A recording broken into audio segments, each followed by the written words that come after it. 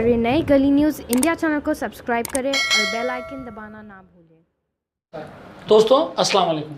वालेकुम सलाम। दोस्तों हमारे साथ हैं एमएलए वारिस पठान। बात करते हैं वारिस पठान से कुछ चंद दिनों में जो हलचल हुई है।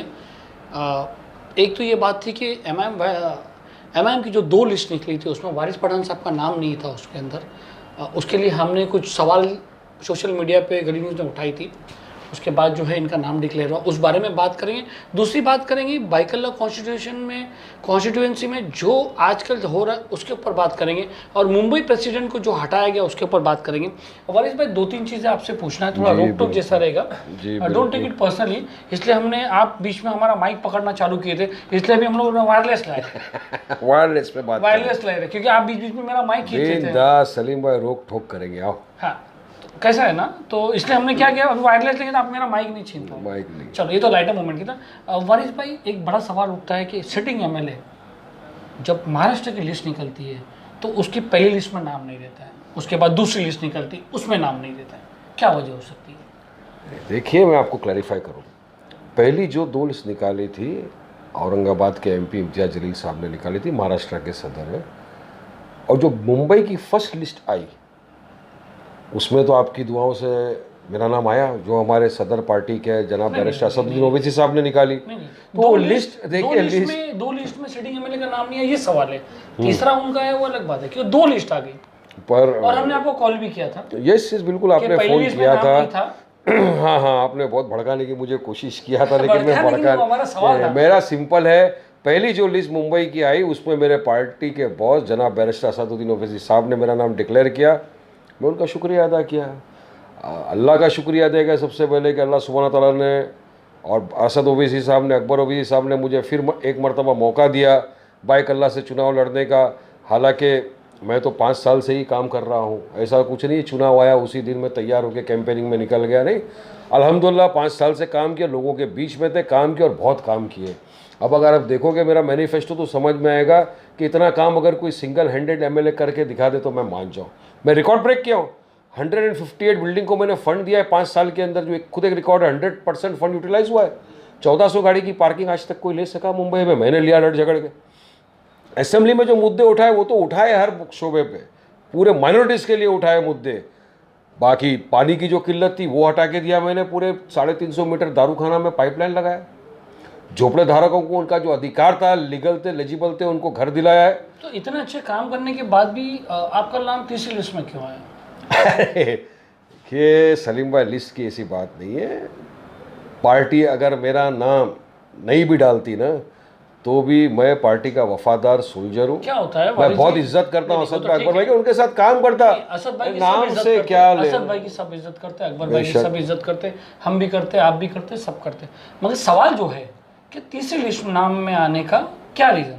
जवाब ये है कि मुंबई की पहली लिस्ट में नाम आया है। अच्छा, सवाल आप करोगे, जवाब ये है मुंबई की पहली लिस्ट में नाम है, और नाम को क्या इतना इम्पोर्टेंस देते हो कि पहली लिस्ट में आया। हमें ऐसा पता चला है कि वारिस पठान को पूरा जो सपोर्ट असद साहब पर्सनली करते हैं।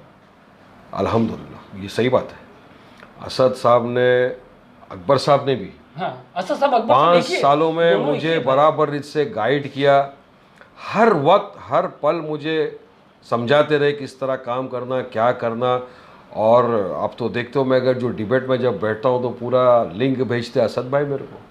कितनी मर्तबा मुझे असद भाई ने लिंक भेजी, मियाँ ये करो, ये बोलो, ऐसा बोलो। तो they are my friend, philosopher and guide. I am very thankful to them. 5 साल कहाँ निकल गए पता नहीं चला। आगे पार्टी ने मुझे फिर से भरोसा किया मुझ पर और काबिलियत देखी, कुछ काम करने का आगे मौका दिया मुझे। और इंशाअल्लाह ताला मैं आपके माध्यम से बोलना चाहता हूँ कि असद साहब, अकबर साहब, तमाम जनता को, तमाम बाइकल्ला के आवाम को, देश को जो आपने अपने भरोसा और विश्वास दिखाया है, वारिस पठान उसको टूटने नहीं देगा। और इंशाअल्लाह ताला अल्लाह उसके हबीब आकाए मदनी ताजदार मदीना मोहम्मद रसूलुल्लाह सल्लल्लाहु ताला अलैहि वसल्लम के सदके तुफैल में फिर से बाइकल्ला की मजलिस इत्तेहादुल मुस्लिमीन सीट रिटेन करेगी और जीतेंगे हम इंशाअल्लाह ताला, ये मुझे यकीन है। वारिस भाई एक जो है बात चल रही थी कि वारिस को टिकट मिलेगी कि नहीं बाइकल्ला से, क्योंकि उसका हम आपको बता दें, अकबर ओवैसी साहब ने खड़क पर एक बार आपको कुछ बातें बोली थी कि भाई अगर वारिस भी रहेगा तो मैं एक्शन कर लूँगा, वारिस ध्यान दूँ। याद है आपको? बिल्कुल, अकबर भाई ने तो हर कॉर्पोरेटर, हर एमएलए के लिए कहा था कि अगर हमारी पार्टी का एमएलए या कॉर्पोरेटर वहाँ कुछ नाम लेके करेगा, आपका कहा था कि वारिस आप ध्यान दो, नहीं तो उससे मोहब्बत तो करते उससे हैं। लोगों को ऐसा हो रहा था कि यार ये बार वारिस भाई को टिकट मिलेगी नहीं मिलेगी, और दो नाम निकल चुके थे, 2 लिस्ट निकल चुकी थी। अच्छा, उस बात में कितनी कभी सच्चाई कभी है? की बात है, 2014 में तो मैं पहली मरतबा चुनाव लड़ा हूँ। उसी टाइम पे अपन डोंगरी पे जो सभा हुई थी। नहीं नहीं, मैं 2014 में तो आया था, तब अकबर भाई से मेरी एक मरतबा मुलाकात हुई थी और मुझे टिकट दिया उस दिन। उसके पहले मेरे ख्याल से मुलाकात कॉर्पोरेशन टाइम पे हुआ था, कॉर्पोरेशन के टाइम, कॉर्पोरेशन के टाइम पे हुआ था, कॉर्पोरेशन के टाइम पे और था। सभा थी, और उसमें उन्होंने नाम दिया था कि वारिस जरा देखो, जरा तुम थोड़ा, अरे मैं मेरे किसी को भी हम लोगों नहीं करता। मेरे लीडर है, मेरे बॉस है। आज अकबर भाई ने इतनी मेहनत की मेरे लिए 2014 में, जिसकी वजह से अल्हम्दुलिल्लाह मैं जीता हूँ बाइकल्ला से। मेरा कुछ काम तो था नहीं 2014 के पहले। तो क्या ये वजह थी कि लिस्ट में नाम डिक्लेयर हुआ? मोहब्बत है पार्टी को मुझसे, बॉसिस को। क्या असद भाई चाहते थे कि मैं वारिस पठान का नाम लूं? मेरे को बड़ी खुशी देखिए हुई, आपकी मुस्कान बिल्कुल। बता रही है। देखिए मुझे बड़ी खुशी हुई कि असद साहब ने पर्सनल ट्विटर पे डाला पहली लिस्ट जो मुंबई की निकली, और उसमें मेरा नाम आया। एक और थोड़ी मस्ती करते हैं हम, बोलिए।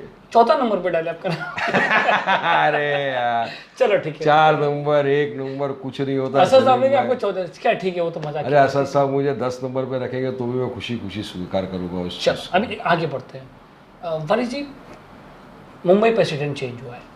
हाँ, ये जो मुंबई प्रेसिडेंट चेंज हुआ, अचानक फयाज अहमद को बनाया गया। फयाज अहमद का बैकग्राउंड जो है कांग्रेस से, आपको पता है जी। उनकी वाइफ भी, वो भी कई पीढ़ी से चले हुए आ रही है। अचानक मुंबई का प्रेसिडेंट बनाना, शाकिर पटनी को हटाना। शाकिर पटनी और आपकी तो मतलब पहले भी हमने कई बार कह चुके हैं, कुछ तालमेल नहीं होता था। ये बिल्कुल गलत बात है, सरासर झूठ बात है। मेरा और शाकिर भाई का हमेशा से एक दोस्ताना भाईचारा रहा है, कभी ऐसी बात नहीं। लास्ट टाइम में हमने इंटरव्यू मारा था, वो किसी को आपने पोस्ट दिया, उसने रिजेक्ट कर दिया था। अरे पार्टी तो के वो तो प्रेसिडेंट है ना, हमारे मुंबई के प्रेसिडेंट थे शाकिर पटनी साहब, और वो कुछ हुआ था ऐसा जो चलो ठीक है, बाद वो में बात अलग तफ्तीश, है। कोई भी अभी मिसअंडरस्टैंडिंग फयाज नहीं अहमद थी, को- ना है ना रहेगी इंशाल्लाह। फयाज अहमद जो है, फयाज अहमद अचानक, फयाज अहमद का डिक्लेयर एक बाइकल्ला, क्या आसपास की जितनी साउथ मुंबई की कॉन्स्टिट्यूएंसी है, हर जगह एक पॉलिटिकल भूचाल आ गया कि यार फयाज अहमद अचानक all of a sudden, election को 20 दिन बाकी है, 1 महीना भी नहीं बाकी है, और फयाज अहमद एज ए कांग्रेस कार्यकर्ता, कांग्रेस जो है एक्स एमएलए है, कॉर्पोरेटर रह चुके, सब रह चुके, उनको अचानक मुंबई प्रेसिडेंट बना दिया गया। इसमें वारिस पढ़ना कितना हाथ है? नहीं, मेरा क्या हाथ है, जो पार्टी ने डिसाइड किया, पार्टी ने देखा कि फैयाज भाई में कुछ काबिलियत होगी, इसीलिए उनको डिक्लेयर किया है। मैं तो डिक्लेयर नहीं किया, असद भाई ने डिक्लेयर किया। तो और बड़ी बात ये, खुशी की बात ये है कि मजलिस इत्तेहादुल मुस्लिमीन पे इतना भरोसा है फैयाज भाई को। ये देखिए कि जिन्होंने कांग्रेस को छोड़ के आज जमात का साथ दिया, क्योंकि वो जानते हैं कि जमात है, मजलिस इत्तेहादुल मुस्लिमीन ऐसी पार्टी है जो वाकई में सेक्युलर है और मुस्लिम्स दलितों के लिए फाइट करती है। बहुत लेट नहीं समझ में आया फैयाज भाई को। अब फैयाज भाई और पार्टी के बीच में क्या हो मुझे तो नहीं मालूम है, लेकिन मैं आपके माध्यम से, सबको मालूम है कि ये सारा जो आपने ये जो पॉलिटिकल गेम रचा गया है, जो अचानक भूचाल आ गया बाइकल्ला में जो भूचाल आया, वो वारिस पठान का पूरा पॉलिटिकल गेम प्लान था।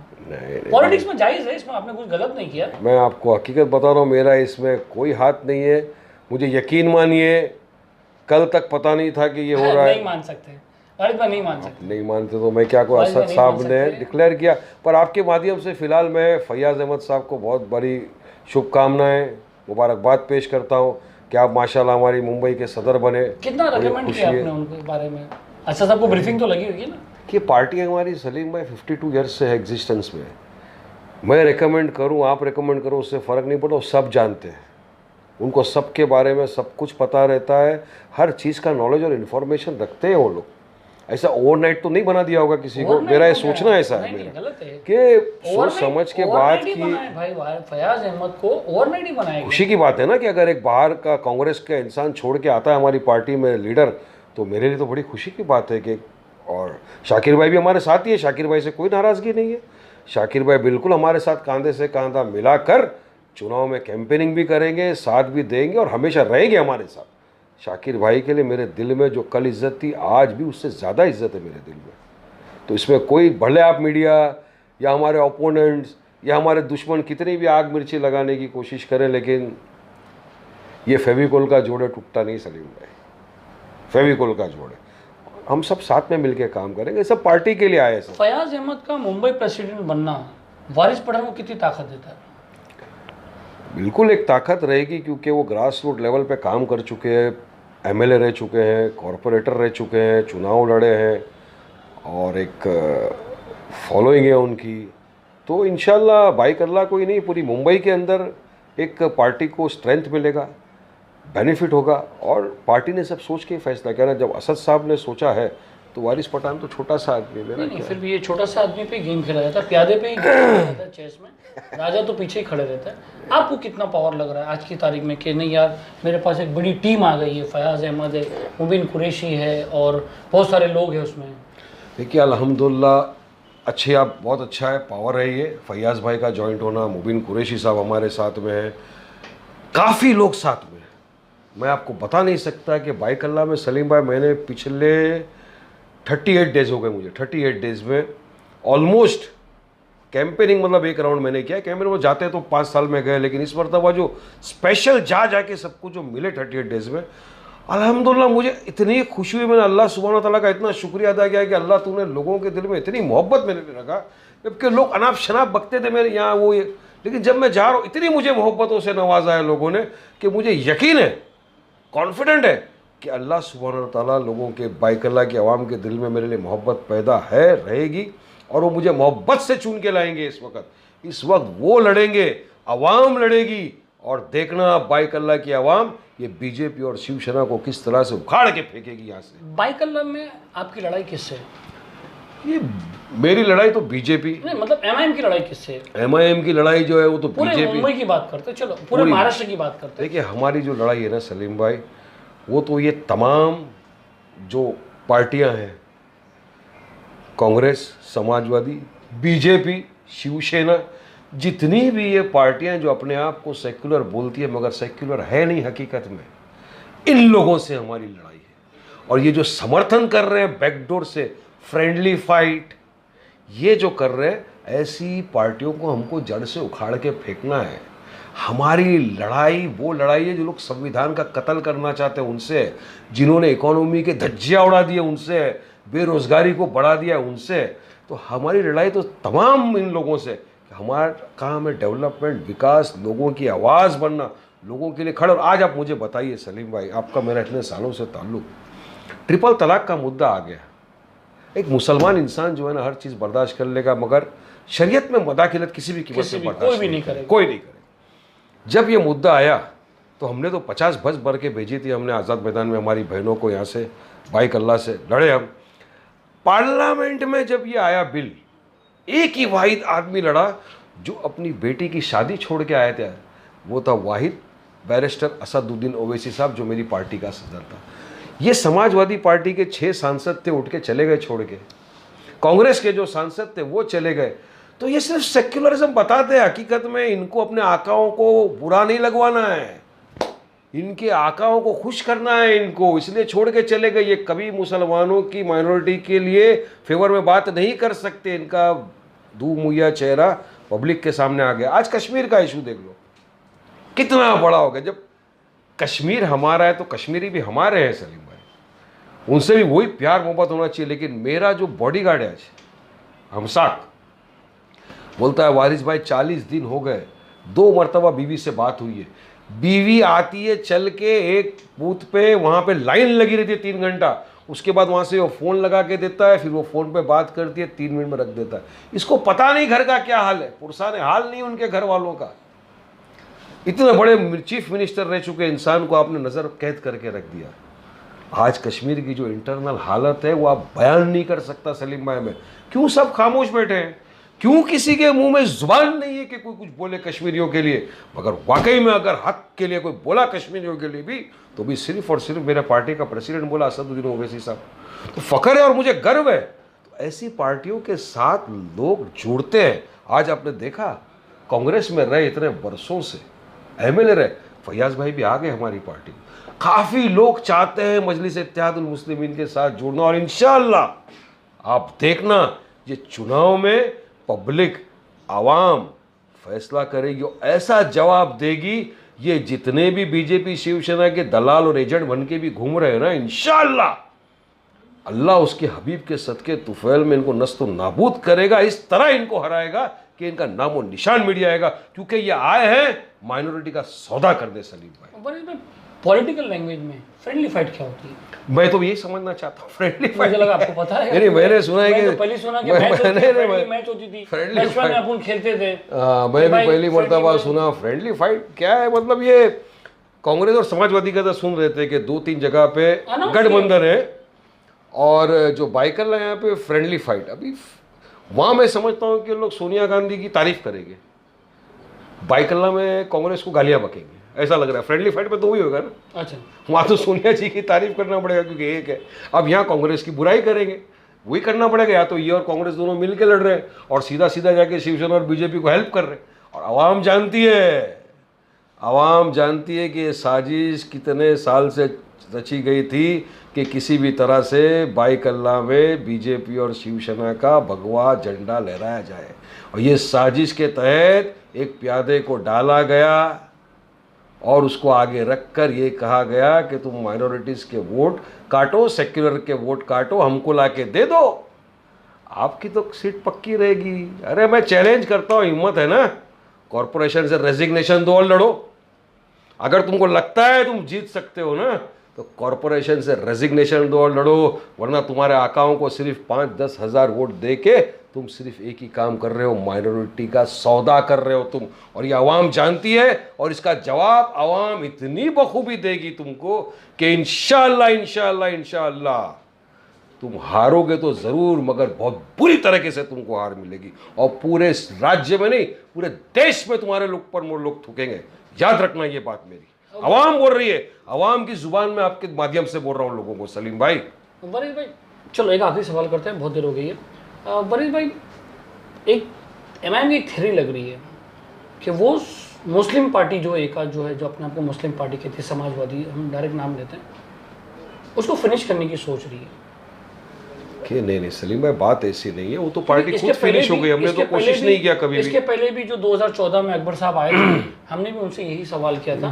तो अब भी ऐसा लग रहा है कि जैसे बाइकल्ला आपकी कॉन्स्टिट्यूंसी हो गई है, वहाँ पर आपको सपोर्ट करने के लिए, क्योंकि वोट देखिए आप कितना भी अच्छा काम करते हो, बाइकल्ला के वोट जो है वो गिनती के आधार पर, ये बात आपको माननी पड़ेगी। जी, मानते हो कि नहीं? बिल्कुल। आप कितना भी अच्छा काम करें, मगर वो जो आंकड़े रहते हैं वो डिफरेंट रहते हैं। तो वो आंकड़ों में प्लस करने के लिए इतना बड़ा कदम उठाया गया कि कांग्रेस के जो लोग थे उनको तुम्हारे साथ ऐड किया गया।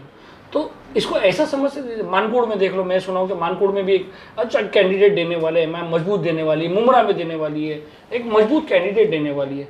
तो जो मुस्लिम सेक्युलर पार्टीज है उनको क्या एमआईएम खत्म करने के चक्कर में? कभी नहीं। इनके 22 कॉर्पोरेटर थे, समाजवादी के 3 एमएलए थे, खत्म हो गए। हमने तो खत्म नहीं किया। मगर एक बात मेरे जहन में सलीम भाई आपके साथ शेयर करना चाहूँगा आपके माध्यम से। कांग्रेस के चांदीवली के जो उम्मीदवार हैं वहाँ से लड़ रहे हैं, समाजवादी के सिटिंग एमएलए वहाँ से लड़ रहे हैं, मुंबा देवी के सिटिंग एमएलए वहाँ से लड़ रहे हैं, मुस्लिम।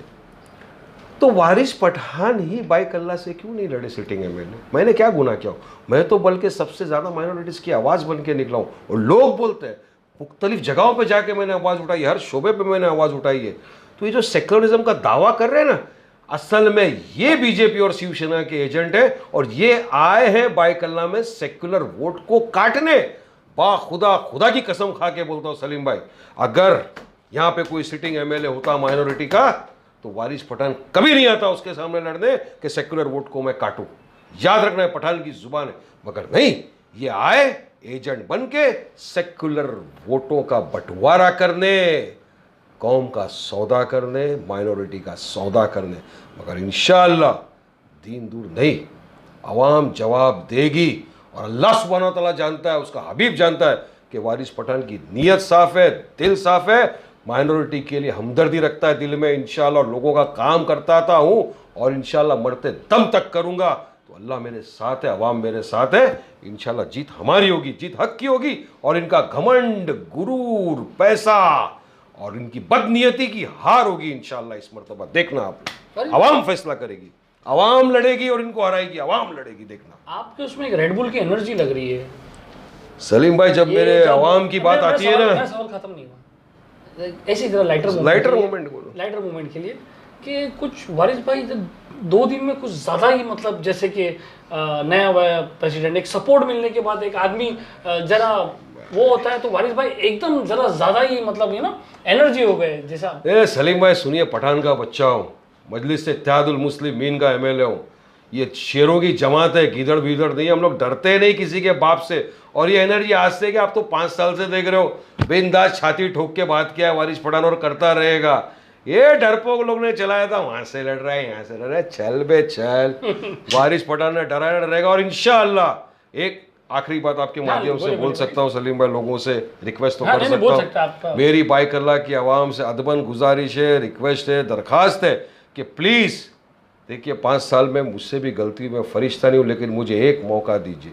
जिस तरह 2014 के चुनाव में आपने मुझे अपनी दुआओं से नवाजा और मुझे जिताया, मजलिस इत्तेहादुल मुस्लिमीन को कामयाबी दी, इसी तरह से पूरे के पूरे लोग उतरिए, वोट डालिए, मजलिस इत्तेहादुल मुस्लिमीन को कामयाब बनाइए। मुझे फिर से एक मरतबा आपकी खिदमत करने का मौका दीजिए। इंशाअल्लाह पूरी ईमानदारी के साथ आपके साथ खड़ा रहूँगा, आपके साथ काम करूँगा और हम आगे बढ़ेंगे इंशाअल्लाह। लिहाजा बस आपसे दरख्वास्त यही है, सपोर्ट करिए। मैं तो हमेशा ये दुआ किया हूँ अल्लाह सुब्हाना तआला से कि अल्लाह सुब्हाना तआला मुझसे ऐसा काम करा ले कि तू राज़ी हो जाए, जिससे मेरी दुनिया भी सुधर जाए, मेरी आखिरत भी सुधर जाए। अब आवाम है, अपना छोटा भाई, अपना बच्चा, अपना बेटा हूँ मैं आपका, समझ के बस मेरे सर पे हाथ रखिए, मुझे दुआओं से नवाजिए और इस इलेक्शन में असद भाई के हाथों को मजबूत करिए, जमात को मजबूत करिए। हमारा निशान है पतंग। शुक्रिया, अस्सलाम वालेकुम। वारिस भाई एक जब आपने ये कुछ बातों में एक सवाल आ गया छोटा सा, बोलिए। वारिस पठान अपने कामों पे वोट मांग रहे हैं कि असद भाई के ऊपर वोट मांग रहे हैं? वारिस पठान अपने कामों पर भी वोट मांग रहा है और असद भाई की हाथों को मजबूत करने के लिए भी वोट मांग रहा है, क्योंकि वो हाथ है, वो जुबान है, वो ताकत है जो आज देश के माइनॉरिटी के लिए लड़ रहा है। हमको उनका सपोर्ट करना चाहिए, उनका हाथ थामना चाहिए, हमको उन कांधे से कांधा मिलाकर उनके साथ आगे बढ़ना चाहिए। ये चाहता है वारिस पठान। चलिए बहुत बहुत शुक्रिया, बहुत बहुत आपको best of luck. Thank you very much Salim. और एनर्जी इंशाल्लाह 25 अक्टूबर को भी यही रहेगी। यही